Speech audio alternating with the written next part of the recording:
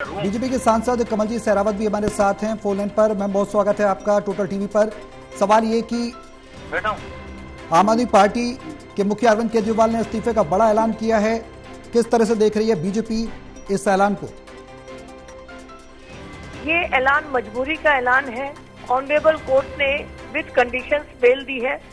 आप सेक्रेटरीट नहीं जा पाएंगे, फाइल साइन नहीं कर पाएंगे, विदेश नहीं जा सकते और आप इस पूरे जिसके अंदर आपको अंदर किया गया स्कैम के ऊपर कुछ बात नहीं कर सकते। इतनी कंडीशंस के साथ जब मेल मिली है तो मजबूरी है उनकी, इस्तीफा देना पड़ेगा, रिजाइन करना पड़ेगा। नैतिकता के आधार पर अगर ये इस्तीफा होता तो जिस दिन पहली बार इनके ऊपर ये आरोप लगा, इन्हीं के स्कैम पार्टनर्स ने लगाया, इन्हीं के साथियों ने सबूत के साथ सारी बातों को कहा और इनको जेल जाना पड़ा। तो अगर मॉरल ग्राउंड पे ये इस्तीफा होता तो बहुत पहले हो चुका होता। आज ये इस्तीफा मजबूरी है।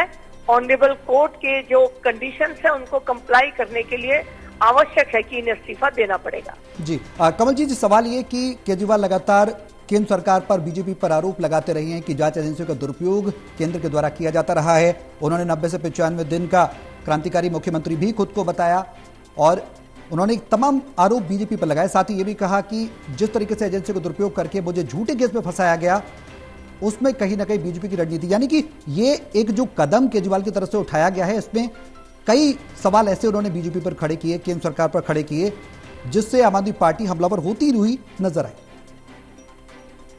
मंत्री पद का दुरुपयोग अरविंद केजरीवाल जी ने खुद किया है।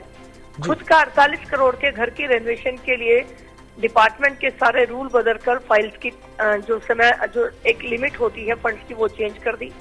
एक्साइज पॉलिसी में विदाउट प्रॉपर सेंक्शन के उन्होंने पॉलिसी को बना दिया जी। तो जो अगर उनके दोस्तों ने, उनके साथियों ने, जो स्कैम के पार्टनर हैं, जो स्कैम हुआ उसके बारे में इंफॉर्मेशन दी, सबूतों के साथ दी, उसी के आधार पर केस रजिस्टर हुआ और ऑनरेबल कोर्ट ने बेल देने से पहले बिल्कुल क्लियर 4 बातें कही हैं। आपके ऊपर जो केस चल रहा है उसके ग्राउंड वैलिड है, सही चल रहा है, आपको बेल दी जा रही है, लेकिन आपको पर्सनल सिक्योरिटी 10 लाख रुपए देनी पड़ेगी। आप बेल पर हैं लेकिन आप फाइल साइन नहीं कर सकते एज ए मुख्यमंत्री। चौथी बात, आप बेल पर हैं इसलिए आप सेक्रेटरीट नहीं जा सकते, विदेश नहीं जा सकते। इससे ज्यादा ऑनरेबल कोर्ट क्या कह सकता था? ये तो भारत के संविधान की एक खूबसूरती है कि हर व्यक्ति को यहाँ पर अपनी बात रखकर बाहर आने का एक समय अवधि के बाद मौका मिलता है। तो ऑनरेबल कोर्ट ने उस परंपरा को निभाया, लेकिन जिस सख्ती के साथ इन शर्तों को कहा है वो अपने आप में सबूत है कि केजरीवाल साहब इसमें दोषी हैं। समय आने पर फिर से सजा होगी, जेल जाना पड़ेगा और अब जब बाहर हैं तो इस्तीफा देना मजबूरी है, कोई नैतिकता का आधार नहीं है। जी कमल जी, बेहद अहम सवाल, वो केंद्र की जो एजेंसी है उनका दुरुपयोग करने का जो आरोप लगाया है, आम आदमी पार्टी हमेशा लगाती रही है, ये कहती रही है कि कहीं ना कहीं आम आदमी पार्टी को खत्म करने की कोशिश की गई। लेकिन इस बीच राघव चड्ढा ये कह रहे हैं कि केजरीवाल ईमानदार हैं। वो अभी भी ये कह रहे हैं इस ऐलान के बाद कि केजरीवाल ईमानदार हैं, उन्होंने कोई भी घोटाला नहीं किया। 48 करोड़ का घर कौन सा नियम कहता है वो बना सकते हैं जी। अपने पार्टी के नेताओं की पत्नियों को, घर वालों को 4-4 लाख की कंसल्टेंसी जॉब पर रख सकते हैं, कौन सा कानून कहता है? एक्साइज पॉलिसी के लिए 2% से कमीशन बढ़ाकर 12% कर दिया गया।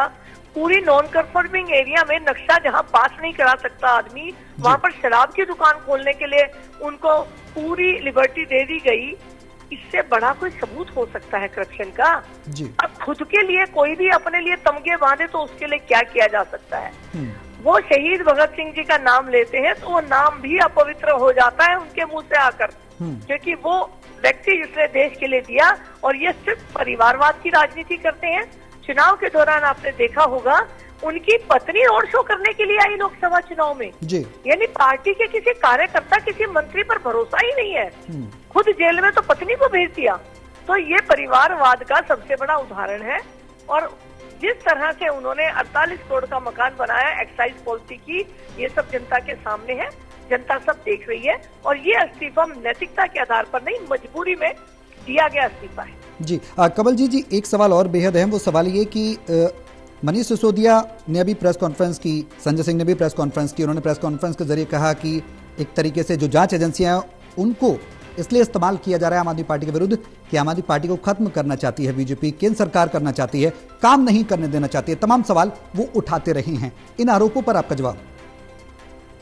हम सबने देखा अरविंद केजरीवाल जी दिल्ली के मुख्यमंत्री थे, लेकिन उन्होंने गोवा में, गुजरात में, मध्य प्रदेश में सब सीटों पर चुनाव लड़ा। उनके दिल्ली के विधायक वहां जाकर 6-6 महीने गुजरात में, गोवा में होटल में रहे। चार्टर्ड विमान का इस्तेमाल किया गया और सभी विधायकों की, अब राघव चड्ढा जी की बात करें जिनकी आप कह रहे हो प्रेस कॉन्फ्रेंस आई, 10 लाख का कमरा अपने लिए बुक कराया 3 दिन के लिए, पर डे 10 लाख रुपए। ये पैसा आया कहाँ से? कौन सी फैक्ट्री लगी? सरकार की कौन सी ऐसी इनकम होती है जो प्राइवेट होती है जिससे इतने खर्चे हो गए? बिल्कुल। तो अगर सरकार, और एडवर्टाइजमेंट पे देख लीजिए, एडवर्टाइजमेंट पे जो उन दूसरी स्टेट्स में जाके उन्होंने एडवर्टाइजमेंट दिल्ली सरकार के पैसे से दी और उसके पर भी ऑनरेबल कोर्ट संज्ञान ले चुका है, उन्हें पैसे वापस जमा कराने का ऑर्डर हो चुका है। तो ये सारे अपने आप में सबूत हैं। फिर भी अगर किसी को समझ में नहीं आता, वो झूठ बोलना चाहता है, तो क्या किया जा सकता है? ठीक है, बहुत शुक्रिया कमलजीत जी हमारे साथ जुड़ने के लिए।